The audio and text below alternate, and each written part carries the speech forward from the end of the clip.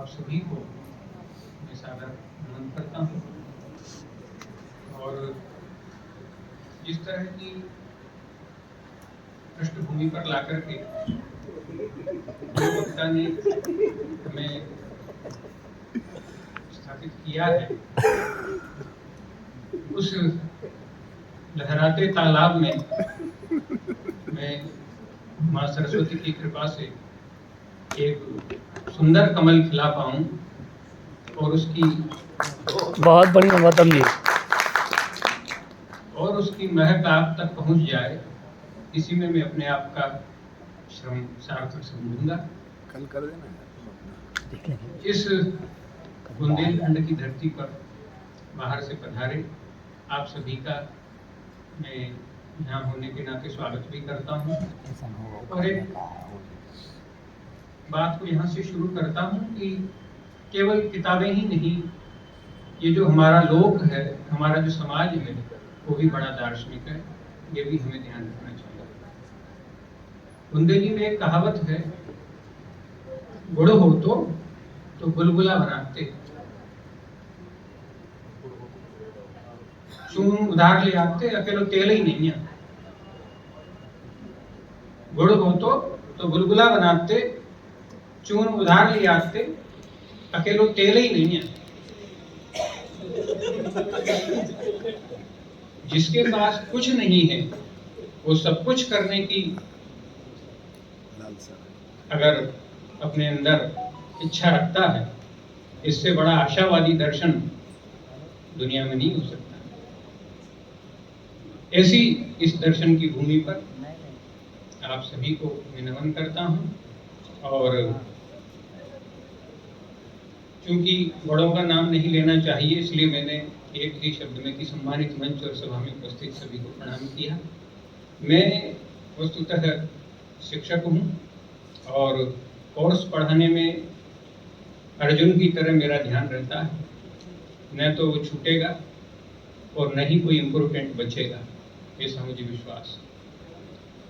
भारतीय दर्शन की ज्ञान परंपरा, इस पर जो यह संगोष्ठी है, इसको देखें तो हम लोग इसको जो विचार करेंगे, जो कि भारतीय दर्शन पर विचार करना है, तो उसकी जो एक परंपरा है उसको जब देखें तो जैसा कि कहा कि जो है चूहे की दौड़ मंगरे तक, तो वेद तक जाते हैं और वहाँ जब देखते हैं तो एक सुक्ति मिलती है, सा प्रथमा संस्कृति विश्ववारा, कि जो विश्व की प्रथम संस्कृति है, और वहाँ से फिर हम लोग आगे बढ़ के आते हैं।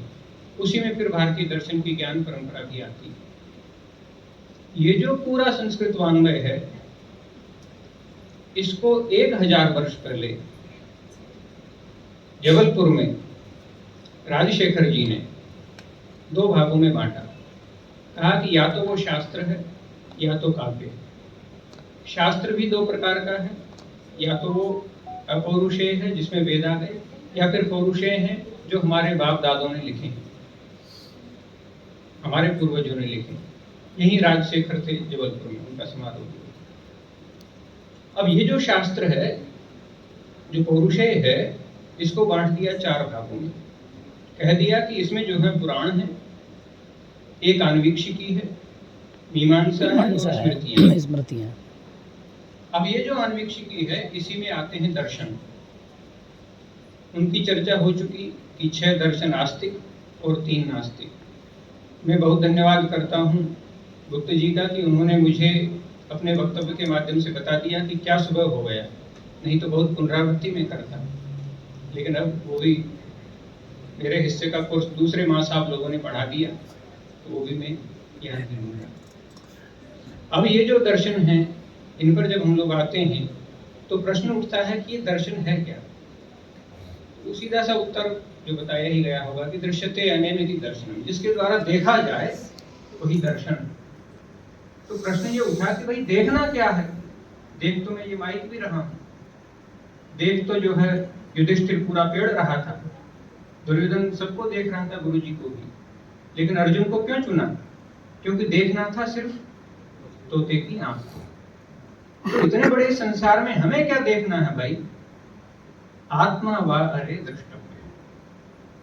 आत्मा को देखना है, क्योंकि बाकी चीजें तो ये हमारी जो आंखें हैं ना ये देख रही हैं, और आजकल तो जूम का जमाना है, आंखें नहीं देख सकती, उससे बड़ा जूम करके हम लोग देख सकते हैं। तब क्या देखना है? आत्मा बाहर दृष्टि। क्यों? क्योंकि इसको जान लेंगे तो सब कुछ जान लिया। तो जान लीजिए आत्मा को। किसने रोका? बाधा क्या? कहा कि ये जो आप सब इधर उधर का करते हैं ना, इससे आत्मा पर कचरा आ गया। जैसे बहुत दिनों तक सफाई न हो तो कचरा जम जाता है, धूल जम जाती है, वो जम गया। क्या कहा कि हिरण्मयेन पात्रेण सत्यस्यापि हितम्, और वो जब ढक गया तो इसलिए तत्वं पूषण अपाप्रणु, उसको आप क्या करिए? हटा दीजिए। क्यों हटा दीजिए? सत्य धर्माय दृष्टि, ताकि मैं उस सत्य धर्म आत्मा का दर्शन कर सकूं। ये बात जब आ गई तो हटा दिया। प्रयास करने के बाद, अभ्यास करने के बाद, जैसा कि हम लोग जानते हैं बहुत अभ्यास करें तो एकलव्य ने क्या नहीं कर दिया था। देखा हमने तो पाया कि अरे जिसको मैं खोज रहा था वही तो मेरे अंदर है, एक ही है, जो प्रत्यभिज्ञा दर्शन भी कहता है कि जो मैं हूं वही ईश्वर है, और जो ईश्वर है वही मैं हूं। लेकिन यहाँ थोड़ा सा ध्यान देना है कि ये इतना आसान नहीं। ये कुछ ऐसा है जैसे मैं कहूं किसी छात्र को तुम कलेक्टर बन जाओ, तो ये कहना आसान है लेकिन इसकी प्रक्रिया कठिन। क्या प्रक्रिया है ये? दिव्यं ददामि ते चक्षु, मैं तुझे हे अर्जुन दिव्य चक्षु देता हूं जिससे तुम मुझे देख सको। अर्थात कि हमें उसका अभ्यास निरंतर करना पड़ेगा। और वो क्या प्रक्रिया है? वो तत्व ज्ञान की, उसी को ये दर्शन सब सिखाती है। अब जब ज्ञान हो गया तब क्या स्थिति बनेगी हमारी? तब स्थिति बनेगी कि विद्यते हृदय ग्रंथि, हृदय की सारी जो ग्रंथियां हैं, अपना पराया जो हम मान रहे थे, मैं प्रोफेसर हूं, ये विद्यार्थी है, मुझसे छोटा है, बड़ा है, दाऊ है, गरीब है, सब मिट जाएगा। और छिद्यन्ते सर्व संशयाः, सारे संशय हमारे मिट जाएंगे, कोई संशय मन में नहीं रह जाएगा। और क्षीयन्ते चास्य कर्माणि तस्मिन् दृष्टि बराबर, जब उसको देख लेंगे तो सब कुछ सही हो जाएगा। तो इस प्रकार से ये जो मीमांसाएं हैं, मुख्य रूप से प्रमाण मीमांसा है, तत्व मीमांसा है, ज्ञान मीमांसा है, आपकी आचार मीमांसा है, ये सब दर्शन में मीमांसाएं विचार आते हैं। मीमांसा माने विवेचन आते हैं, कई तरह से उसको विवेचन करना, ये आता है उसमें। अब ये जो दर्शन है ये मुख्य रूप से कुछ विषय इनके जैसे रहते हैं कि भाई जो दुखत रहे हैं उनका निवारण हो जाए, किसी तरह से दर्शन पढ़ा जाए। एक और भारतीय दर्शन में जो पुनर्जन्म की बात है, पुनरपि जननम पुनरपि मरणम, उससे व्यक्ति बच जाएगा क्योंकि उसको तत्व ज्ञान हो जाएगा। ये भी शंकराचार्य जी का है, उनके बारे में कुछ बताया जा चुका है। गीता भी कहती है जातस्य ही ध्रुव मृत्यु ध्रुवं जन्म मृतस्य च। तो पुनर्जन्म की अवधारणा अभी बताया भी कि कई दर्शनों में है। इसके अलावा जो प्रारब्ध है कि मैं तो बहुत अच्छा ईमानदारी पे चल रहा हूँ लेकिन मेरा काम नहीं बनता, फलां को देखता हूँ कि वो नहीं चलता, उसका काम बनता है, तो इसके लिए संभवतः एक प्रारब्ध की भी अवधारणा है। क्या है वो प्रारब्ध? कह रहे हैं कि अवश्यमेव भोक्तव्यम कृतं कर्म शुभाशुभम। आपने अगर कोई अच्छा कर्म किया है तो उसका भी फल भोगना है। आप लोग देखते होंगे कई कुत्ते फोर व्हीलर में जाते हैं और कई हमारे भाई लोग जो हैं वो पैदल चलते हैं बिना चप्पल के। तो अब इसको क्या कहें इसके अलावा? अब इसी को तुलसीदास जी ने कह दिया कि भाई कर्म प्रधान विश्व करी राखा, जो जस करें सो तस फल। जैसा आप कर्म करेंगे वैसा आपको फल भोगना पड़ेगा। अब ये जो दर्शन थे हमारे 6 दर्शन, इन्हीं में जैसा कहा कि वादे वादे जाए थे तत्वबोध, बहुत ज्यादा जब आप उस पर चिंतन करेंगे तो कई सारी नई दिशाएं आएंगी। जब ये महाविद्यालय बना होगा उसमें उतने विषय स्थापना के समय नहीं रहे होंगे, आज बहुत सारे विषय आ गए और आएंगे। आदरणीय अहिरवार जी हैं प्राचार्य, तो और लाएंगे नए नए विषय नई योजनाओं में। तो कैसे विकास हो गया, जैसे एक वेदांत ही है। तो अभी पूर्व वक्ता 5 जो बता रहे थे वो सर 5 से भी बहुत आगे अब निकल गया। देखिए शंकराचार्य जी ने वस्तुतः था क्या कि जो महर्षि बादरायण का ब्रह्म सूत्र है उसी पर बाद के आचार्य करते हैं भाष्य। भाष्य माने व्याख्या, माने इंटरप्रिटेशन, अपने तरह से जिस एंगल से वो देखते हैं ना उस एंगल से वो उसको व्याख्या करते हैं, और जैसी उनको व्याख्या लगती है वो लिखते हैं। तो वो हर व्याख्या उनके अपने एंगल से होती है, इतना ही है उसमें। शंकराचार्य जी का शारीरिक भाष्य, निर्विशेषाद्वैत, भास्कर का भास्कर भाष्य, भेदाभेद, रामानुज का श्री भाष्य, विशिष्टाद्वैत। अभी एक बात पूर्व वक्ता कह रहे थे कि भाई कान में क्यों मंत्र कहें, माइक पर कह दें। सर ऐसा हो गया एक बार, जो रामानुजाचार्य जी हैं उनको गुरुजी ने कान में मंत्र दिया, कहा कि देखो किसी को बताओगे तो नरक में जाओगे। कहा गुरुजी मंत्र का क्या फल है? मंत्र का यह फल है कि मोक्ष या स्वर्ग। अच्छा कहा ठीक। दौड़ करके गए, सबको बुलाया चिल्ला चिल्ला करके कि आओ आओ आओ, और मंच माने वो प्राचीर से जो है और अपना गुरु मंत्र सबको बोल करके सुना दिया। और फिर गुरुजी के पास आए दौड़ करके कि गुरुजी मैंने मंत्र सुना दिया है और मैं इसका पाप भोगने के लिए तैयार हूं। ऐसा क्यों किया? कहा कि अगर पूरी जनता स्वर्ग जाए उसके बदले एक व्यक्ति को अगर नरक जाना पड़े तो ये तो सच्चा सौदा, इसलिए मैंने ऐसा किया। तो ये रामानुजाचार्य जी कर चुके थे द्वादशाक्षर मंत्र का। मध्व ने पूर्ण प्रज्ञ भाष्य लिखा, उनका जो है द्वैत वेदांत। इसी तरह से निम्बार का द्वैताद्वैत, श्रीकंठ का शैव भाष्य से शैव विशिष्टाद्वैत, श्रीपति का वीर शैव विशिष्टाद्वैत, वल्लभाचार्य जी का शुद्धाद्वैत, विज्ञान भिक्षु का अविभागाद्वैत, बलदेव विद्याभूषण का गोविंद भाष्य में उनका अचिंत्य भेदाभेद। इसके अलावा वर्तमान में एक जीवित है भद्रेश स्वामी जी गुजरात वाले, उन्होंने भी प्रस्थान त्रयी पर भाष्य कर दिया। प्रस्थान त्रयी माने गीता उपनिषदों पर, तीनों पर कोई भाष्य कर दे तो वो बड़ा माना जाता है, क्योंकि शंकराचार्य जी ने किया, इन्होंने कर दिया। और अब वो जो अक्षर संप्रदाय है ना, आप लोग अक्षरधाम मंदिर जो देखते हैं बाप्स वाले, उन्होंने कर दिया। तो वो तो बढ़ता जाएगा। हम लोग भी इस तरह के सेमिनार में भाग लेंगे, बहुत कुछ देखेंगे सुनेंगे। तो इन सब में क्या हुआ? आप लोग कहेंगे कि इनमें तो विरोध है, एक पिता से 2-3 पुत्र हैं तो उनमें भी विरोध तो होता है, लेकिन वो डीएनए तो एक ही है। तो इनका डीएनए क्या है जो एक है? वेद प्रामाण्य, श्रुति प्रामाण्य, वो तो सब मानेंगे, शब्द प्रमाण वो सब में एक है। हाँ, तत्वों की दृष्टि से विषयों पर मतभेद तो है ही है।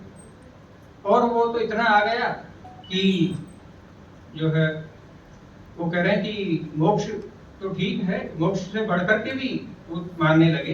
क्या?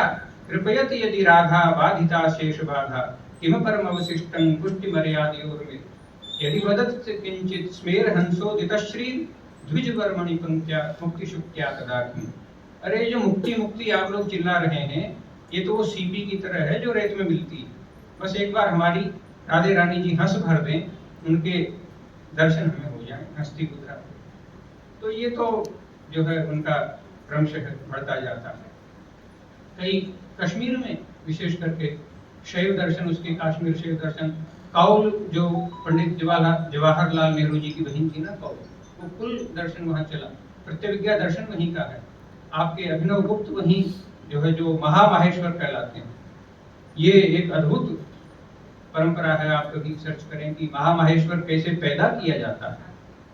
किसी को महामाहेश्वर पुत्र चाहिए तो ऐसे नहीं होगा, माता पिता को करनी पड़ेगी तपस्या, तब होगा।